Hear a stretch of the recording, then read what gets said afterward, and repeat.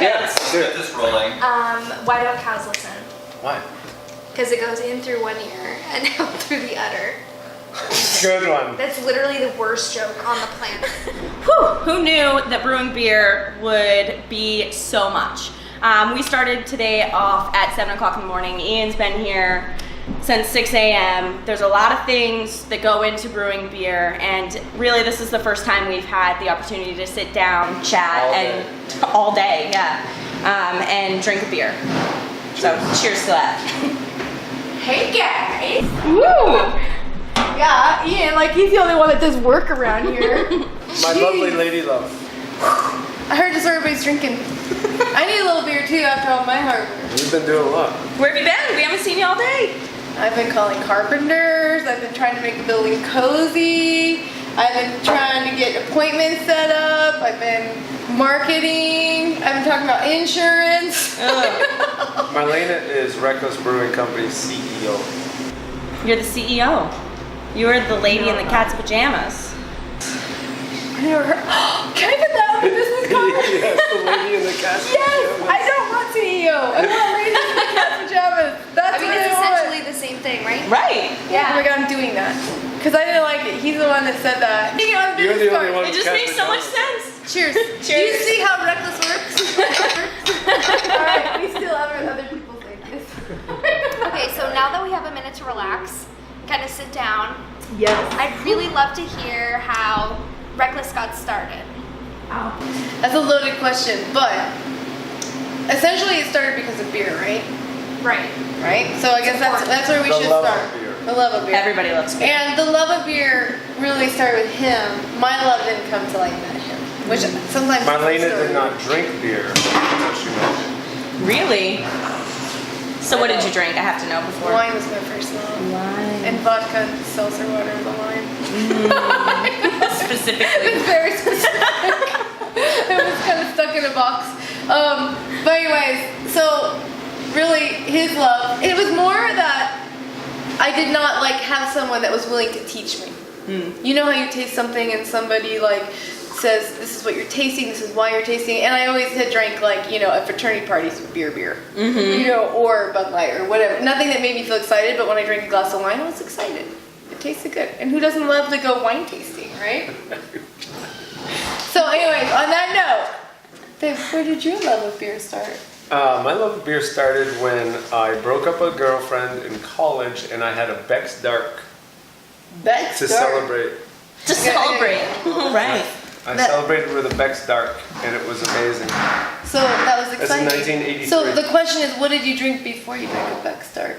What everybody else drinks. And I did not make you excited. Just getting drunk got you excited? Yeah. Oh.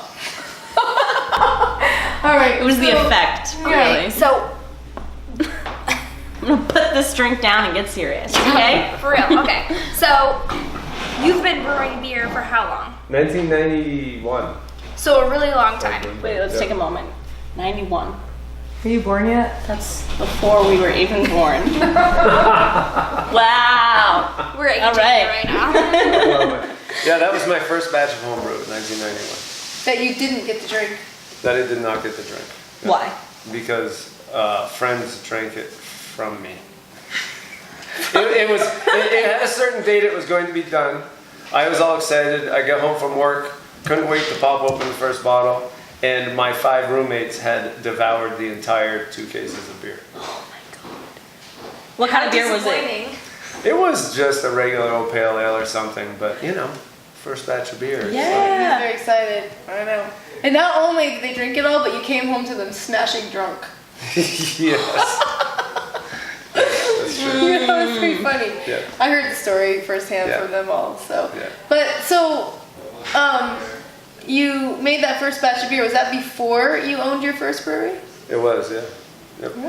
I owned Golden Dome Brewing Company in Montpelier, Vermont in 1997, 98. And you were not the brewer at that point. I was not the brewer. You owned a brewery, but you weren't the brewer.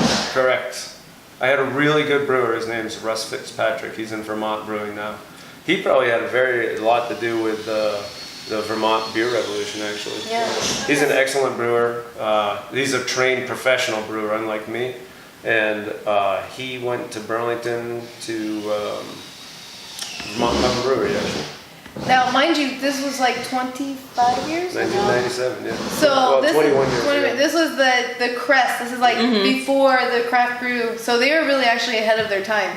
We just had no idea what we're doing in regard to business. Yeah. So it was more of an employee from the inside Yeah. than it was doing wrong things from the outside. Okay, so you were kind of pioneering the craft beer scene We're with part of home that brewing. scene, that's correct. Oh, yes. Right, Okay. and then you took your venture into non-brewer like ownership. Correct. And how did Rek-lis specifically start? Well, Rek-lis started, I'd always wanted to do a brewery again. I had it in my mind that I wanted to do it smaller. You know, I learned a lot from Golden Dome. And around this same time, and I was a procrastinator. I could think about this forever and ever. I would have never done it. But along came Marlaina. And we fell in love, and we had a long distance relationship. She lived on the West Coast, I lived on the East Coast. That's another story on its own. And then Marlaina says one day, I can't remember when, but she goes, "So what do you want to do with your life?" And I was like, "I'd really love to brew beer again, have a brewery, a small brewery." And she said, "That's what we're going to do. That's what we're going to have a brewery." We're hungry. And so she has amazing Kills me, energy. we're gonna do it. And I. Well, you know, together. I mean, I gotta go back a teeny bit because he was brewing before I came into the scene. I mean, I knew his brewing. I knew his family on the West Coast, so he had his little beer hut that he built for himself to brew beer in, and he was humbly brewing beer every week for him and his friends. So when I came out to visit him for the first time, I mean, he already had a reputation of making yummy beer.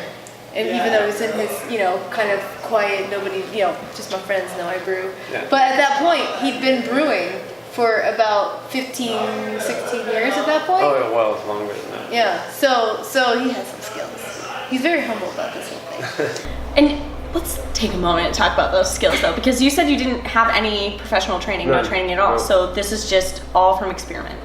Yeah, Like- a lot of reading, Yeah. a lot of experimentation, a lot of beer drinking. Yeah. Seriously. But seriously, if you take any hobby at all that you like to do, and you spend 25 years doing it, you're gonna get really good at it. Anybody's gonna, no matter what that Well, hobby you're is. gonna get good at it if you're willing to look at your product and go, it could be better. Because there's a lot of people out there that even back at home I knew that brewed and made their own things, and it always tastes the same, and they're like happy with it. Oh, I got alcohol, I'm good to go. Yeah. But the thing with Ian, he's never content. Even now, here in this brewery, he always thinks he can do something better. And what I've seen that do is, as being a witness from the outside, is that he is continually like challenging himself. He's like, I'm gonna figure out how to get the pH in this water just perfect. So that to me, like when I first met him, his beer was really good. And then he knew he had to figure something out, and I think it's something he put off for a long time, but he had to figure out the water chemistry. And without any kind of chemistry or background training in that area, it's more daunting, right? Yeah, You put it off because definitely. you're like, that's like a job. You guys remember we were talking about water chemistry this morning? You strip it down and you make whatever you want. Yeah. That was a hurdle for me, and I put it off forever and ever and ever, and I was finally like, okay, I gotta figure this shit out. He walks in the door one day with a kit. He walked in with an Amazon thing, which we have this saying that Amazon hugs you, like We love Amazon. It just delivers good things to us when we need it. And so he walks in and he pulls this thing out and goes, this is a water chemistry set and we're learning water chemistry. So there you go. We were testing like water from Hippie Spring because we get water from the beer from there. We were testing water like from Bethlehem. So it was like the start of like his beer going from like, man, this is a yummy beer to like, what the hell? This is so freaking good. Yeah. And so it's what allowed us to go from this level to this level. So that's an example, and then from there, you build confidence with each thing that you bring in, Yeah. Like you guys probably understand that with your interviewing and your video equipment. Like every time you do something, you learn a little bit more. And you go, okay, that wasn't so bad. Now I'm gonna, now we want it to even be that much better. It's kind of the same thing, So, so when I came into the picture, he was brewing a lot. The thing that I did. I think that one with energy, right? Because it takes a lot of energy to get something like this going. And in a partnership, weakness and strengths, he hates government and bureaucracy and all that stuff. There's a lot of that when you start getting liquor license. Right. So, and it can be really daunting when you see like all the, the regulations and all the paperwork and everything you have to do. So when you have two people working together, it makes it feel a Helps little bit better. tremendously. Yeah. The other part was to convince him that people would actually buy his beer. He's like, well, Really? Yeah. that's So humble. Yeah, he didn't think so.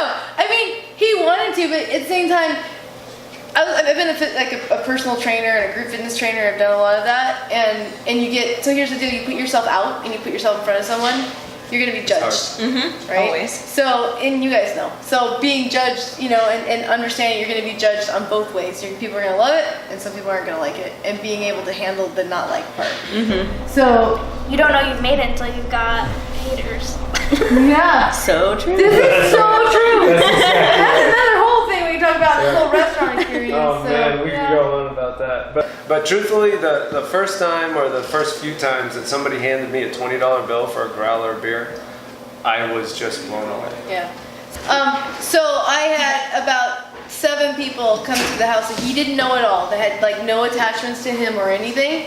And I said, all right, I'm We going to did a show beer you that tasting. people like your beer. And we did a beer tasting. And by the end of the night, they were like, can I bring growlers all of this? Yeah. And he was just like, okay.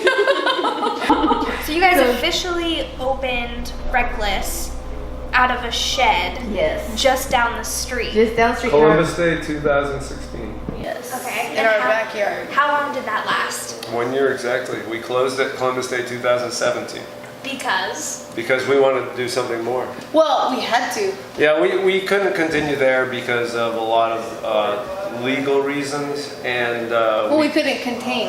and So it was just blowing we up. were brewing a 12 by 12 shed on a 1-barrel system, and every weekend we were selling out. I mean, like to the point where it's like people were like, if we come at 5 on Saturday, are we gonna get any beer? And that was continually happening. And then there was lines like parked down the street and stuff, so the neighbors. So Yeah. it was just kind of like we can't keep this going like this, and it was nerve-wracking.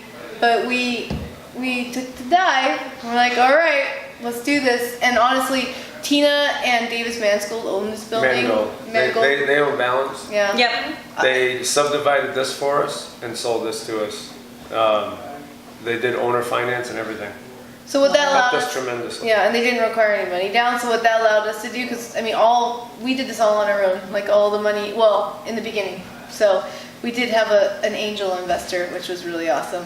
But because this took more money than we thought it was going to take. It took everything we have plus some more. With some credit cards.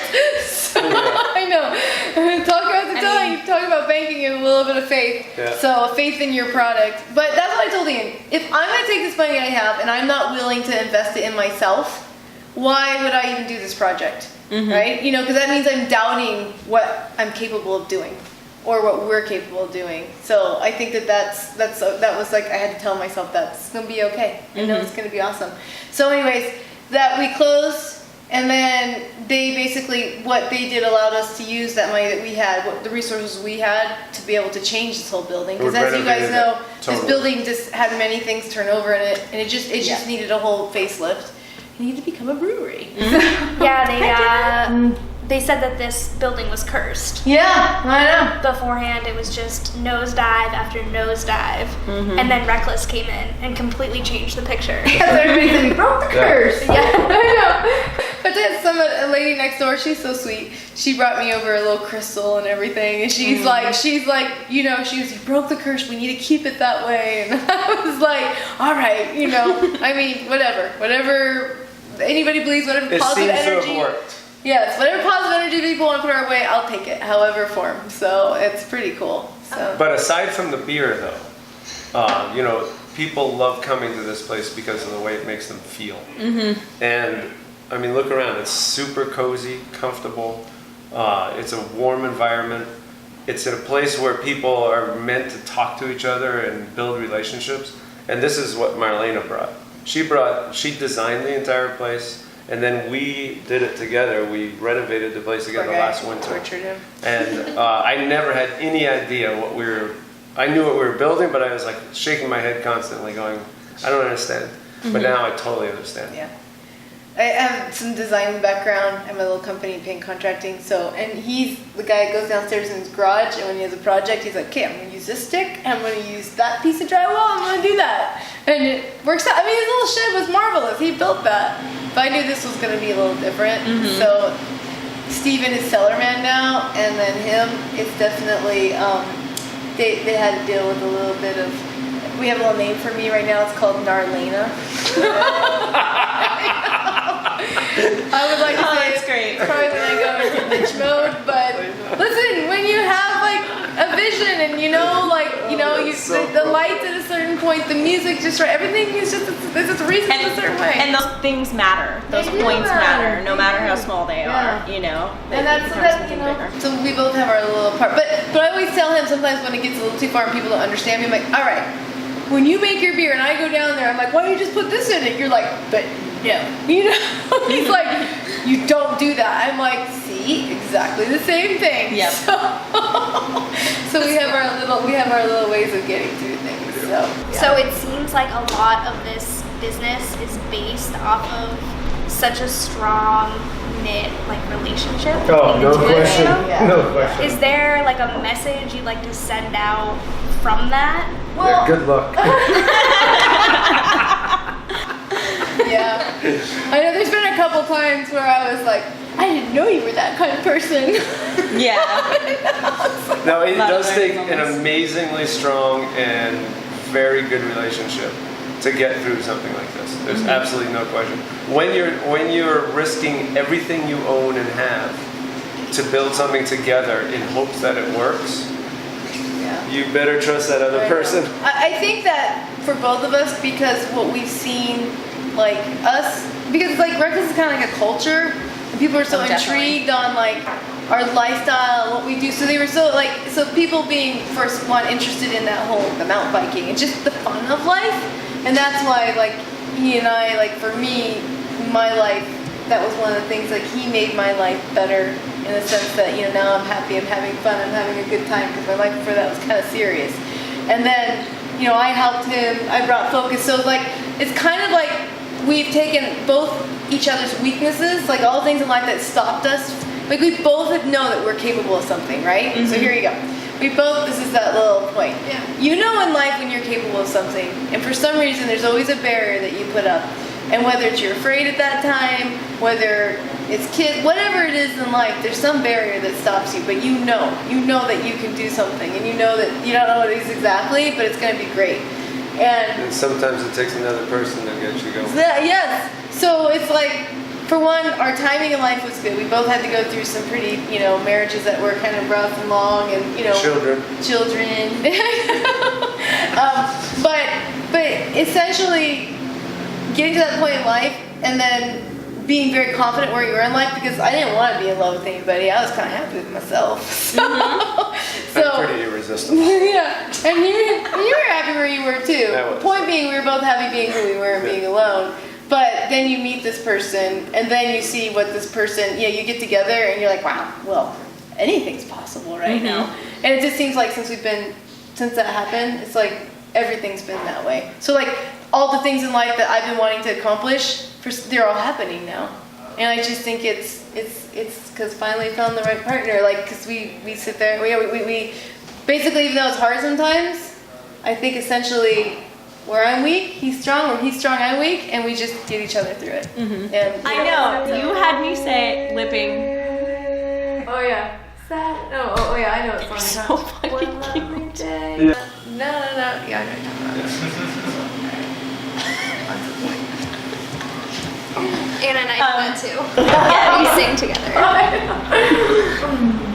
We actually do. We could interview you guys. I know. You could. I know. We're So how long have roommates. you been friends for? Oh. We actually became friends Not that long ago. because Recording it all? Steve knew Anna and Anna's best friend Julie for a long time, and he was always like, "Oh, you'll love Anna when you meet her." Yada yada. I was like, "Yeah, cool, whatever." And then I did meet Anna, and I was like, "Oh shit! Like she is actually really cool."